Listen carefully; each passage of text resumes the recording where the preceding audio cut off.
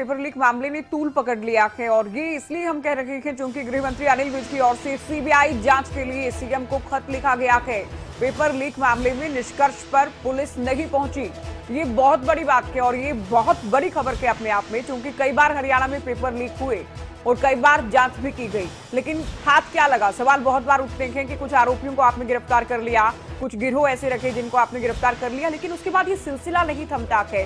तो कहां से ये लगातार पेपर लीक हो रखे हैं और कौन इसके लिए जिम्मेदार है, ये बहुत बड़ी बात है अपने आप में कि अनिल विज की ओर से सीएम को खत लिखा गया कि सीबीआई जांच हो इस मामले की। विपक्ष लगातार ये कह रहा था, कुंवर शैलजा की ओर से भी कहा गया कि न्यायिक जांच की जानी चाहिए पेपर लीक से जुड़े जितने भी मामले अब तक सामने आए हैं। अनिल मोर खबरों तक के संवाददाता फोन लाइन पर थे। अनिल, बहुत बड़ी खबर अपने आप में कि पेपर लीक जो लगातार हो रखे हैं उनकी सीबीआई जांच हो, ये सीएम को खत भी लिख दिया गया कि विज की ओर से। बिल्कुल, देखिए बड़ी खबर है पेपर लीक को लेकर और कहीं ना कहीं जो पत्र लिखा गया जिसमें सीबीआई जांच की मांग की है। खुद गृह मंत्री अनिल विज की तरफ से मुख्यमंत्री को पत्र लिखा गया है जिसके जरिए कहा गया है कि जो पेपर लीक है, हरियाणा में कई पेपर लीक हो चुके हैं जिससे जो हरियाणा स्टाफ सिलेक्शन कमीशन है उसकी प्रतिष्ठा पर कई तरह के सवाल खड़े हुए हैं। ऐसे में गृह मंत्री की तरफ से मुख्यमंत्री को पत्र लिखा गया है जिसमें ये मांग की गई है कि जो पेपर लीक के मामले हैं उनकी सीबीआई से जांच होनी चाहिए, क्योंकि जो हरियाणा पुलिस जितने भी पेपर लीक मामलों की जांच कर रही है, अभी तक हरियाणा पुलिस किसी भी मामले पर निष्कर्ष पर नहीं पहुंची है। हरियाणा पुलिस ने किसी भी मामले को ठीक तरीके से सोल्व नहीं किया है और ऐसे में कहीं ना कहीं जो ये गृह मंत्री का पत्र लिखा गया है मुख्यमंत्री को, कहीं ना कहीं विपक्ष को एक बड़ा आज हथियार मिल चुका है और कहीं ना कहीं विपक्ष क्योंकि पहले ही स्पष्ट कर चुका है विपक्ष पेपर लीक मामले को विधानसभा में उठाएगा और ऐसे में जब गृह मंत्री ने खुद मुख्यमंत्री को पत्र लिखकर सीबीआई जांच की एक तरीके से मांग की है या सिफारिश एक तरीके से की कि सीबीआई जांच होनी चाहिए, तो ऐसे में विपक्ष आज इस मामले को लेकर और ज्यादा हमलावर नजर आएगा और जो हम बात करें विधानसभा उसमें और ज्यादा हंगामा होने के आसार हैं। बिल्कुल, आज ये मुद्दा गूंजेगा अनिल कि देखिए आपके मंत्री भी सीबीआई जांच की मांग कर रहे हैं, तो कितना गंभीर मामला है अनिल। लेकिन जरूरी भी है कि बहुत बड़े स्तर पर जांच हो, क्योंकि बार बार सवाल ये उठता है कि एचएसएससी में जो लोग बैठे हैं, एचएसएससी के अंदर जो लोग हैं उसमें अधिकारी हो कर्मचारी हो, क्या उनकी मिली भगत के बगैर ये संभव हो सकता है कि बार बार पेपर लीक हो? विपक्ष भी सवाल खड़े कर रहा है।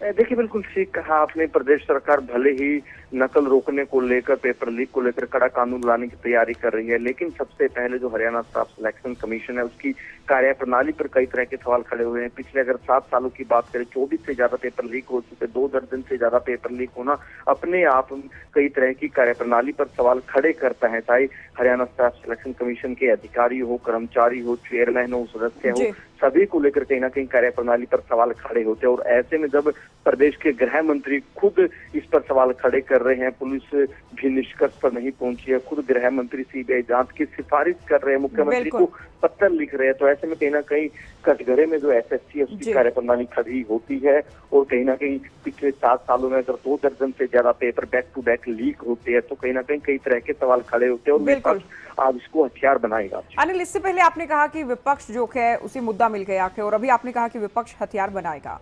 विपक्ष ये भी सवाल खड़ी करेगा कि अनिल विज पुलिस की जो जांच है उस पर यकीन नहीं कर रहे हैं।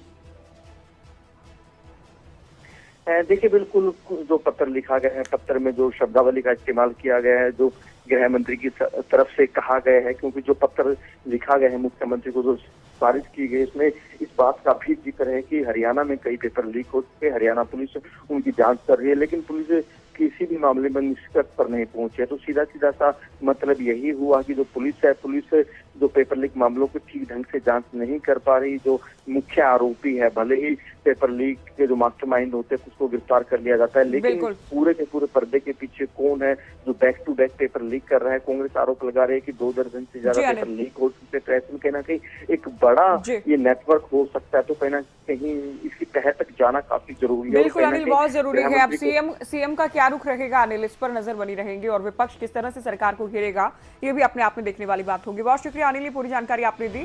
तो सीबीआई जांच हो, पुलिस किसी निचोड़ तक नहीं पहुंची है, लगातार पेपर लीक हो रखी है। अनिल विज की ओर से ये पत्र लिख दिया जाना मतलब आप मान लीजिए कि सियासत को नई गति और नई रफ्तार आज मिल जाएगी, और वो भी तब टाइमिंग ये है जबकि आज सत्र शुरू होने जा रहा है, पहला दिन रहेगा सत्र का और पेपर लीक मामले को पहले ही विपक्ष उठाने जा रहा था।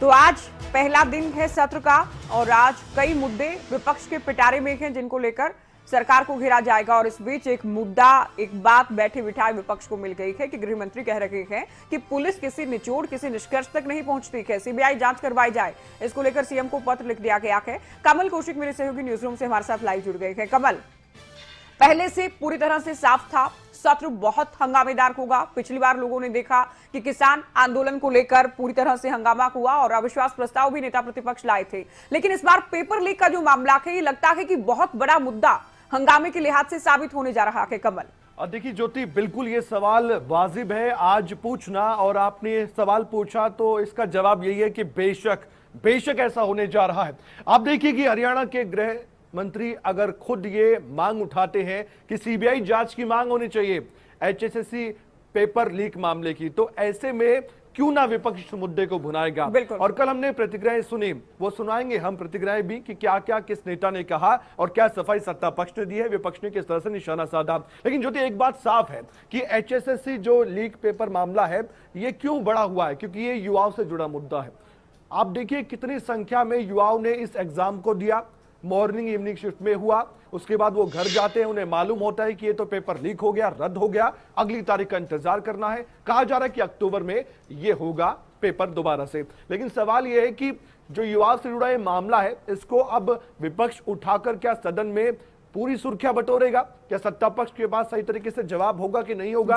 कैसे जवाब दिया जाएगा?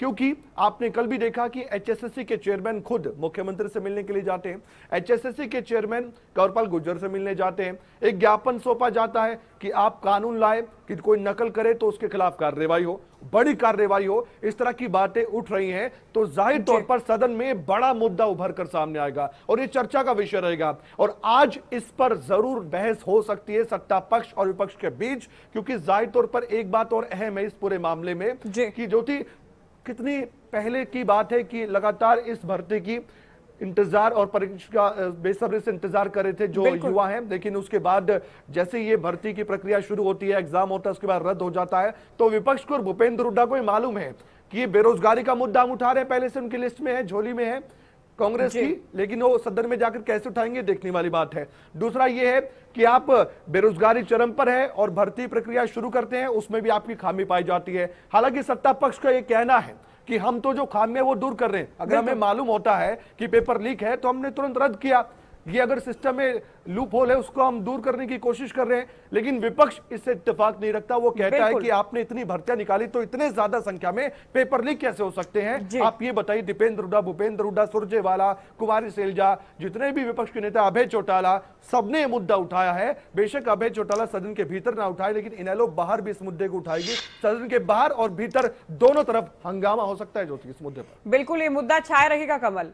और आपने ठीक कहा कि जो बयान सामने आए थे उनसे भी तस्वीर साफ हो गई थी कि पेपर लीक का मामला इस बार सबसे बड़ा मामला साबित होने जा रहा है, सबसे बड़ा मुद्दा साबित होने जा रहा है। सरकार हालांकि ये कहती है कि पेपर लीक तो पहले भी होते थे, हम तो बल्कि ये चाहते हैं कि काबिल लोग आगे आए और पेपर लीक होने के चलते हम परीक्षाएं रद्द कर रखे हैं क्योंकि हम पारदर्शी भर्तियां करते हैं। कमल, एक बार सुन लेते हैं कांग्रेस विधायक किरण चौधरी की ओर से किस तरह से सरकार पर आरोप लगाए गए थे और किस तरह से बीजेपी प्रदेश अध्यक्ष की ओर से जवाब दिया गया था, पलटवार किया गया था। सुने।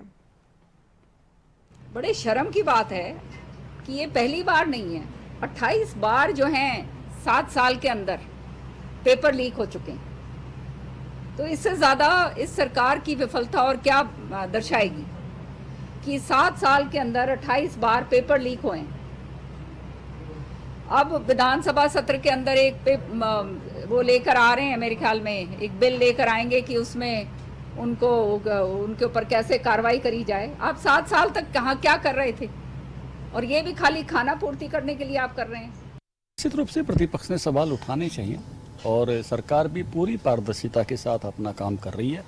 ऐसी जो घटनाएं होती हैं सरकार के लिए बिल्कुल असुखद है। सरकार उस प्रकार की जांच बड़ी तेज़ी के साथ कर रही है कि जिस भी प्रकार से घटना हुई है उसके जो दोषी हैं उनको दंड दिया जाए और आगे से घटना ना हो, इसकी पूरी चौकसी के साथ जो है सरकार अपने काम को आगे बढ़ा रही है। पूर्व तैयारी का प्रभाव पड़ता है, लेकिन जब कुछ चीज़ें गड़बड़ हो जाती हैं और गड़बड़ के साथ आगे बढ़ते हैं तो उसका दुष्प्रभाव और भी ज़्यादा बढ़ता है।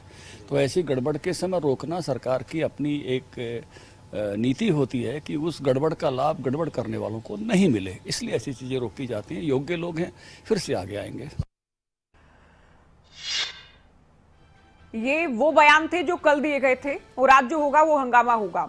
कमल कौशिक मेरे सहयोगी लगातार मेरे साथ बने हुए थे न्यूज रूम से। कमल, इससे पहले हम ये बात कर रहे थे कि सरकार ही कहती है कि हम तो जांच करवाते हैं, लेकिन अब जो टाइमिंग है खत लिखे जाने की अनिल विज की ओर से, ऐसे में विपक्ष को दो बातें मिल जाएंगी कि आपके गृह मंत्री आयोग पर यकीन नहीं करते थे, यानी आयोग में जो लोग बैठे थे उन पर सवाल उठ रखे थे।